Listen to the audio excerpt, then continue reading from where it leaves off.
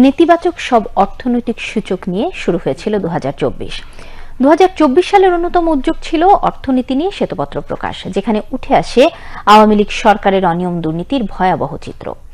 আশার কথা, চলতি 2024-25 অর্থ বছরের প্রথম 5 মাসে প্রবাসী আয় প্রায় 26.4% প্রবৃদ্ধি হয়েছে।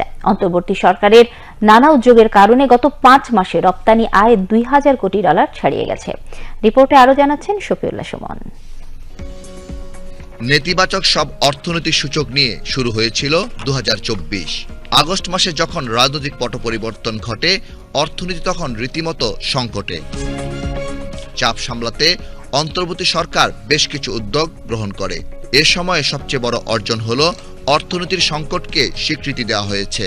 শ্বেতপত্রের মাধ্যমে অর্থনৈতিক পরিস্থিতির যে ব্যবচ্ছেদ করা হয়েছে, তাতে বিগত আওয়ামী লীগ সরকারের ব্যাপক লুটপাটের চিত্র উঠে আসে।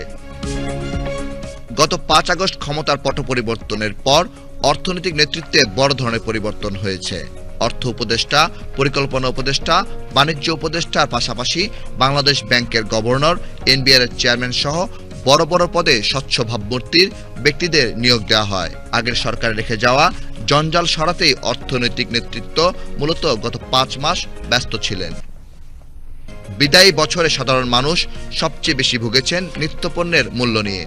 টানা 8 মাস খাদ্য মূল্যস্ফীতি 2 অঙ্কের ঘরে।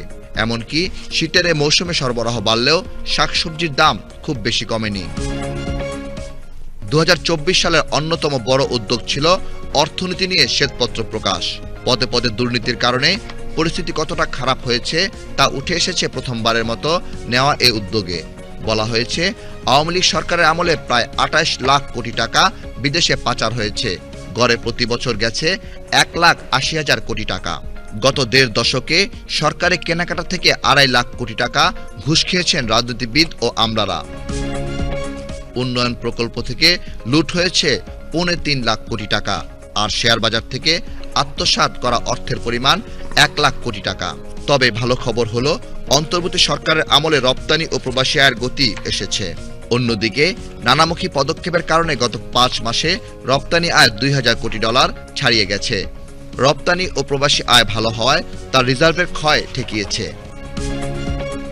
আওয়ামী লীগ সরকারের আমলে ব্যাংক থেকে অনিয়ম দুর্নীতি করে নামে বেনামে যেসব ঋণ নেওয়া হয়েছিল, তা এখন খেলাপি হতে শুরু করেছে। গত সেপ্টেম্বর শেষে খেলাপি ঋণের পরিমাণ ছিল 2,84,977 কোটি টাকা। শফিউল্লাহ সুমন, বাংলাদেশ টেলিভিশন, ঢাকা।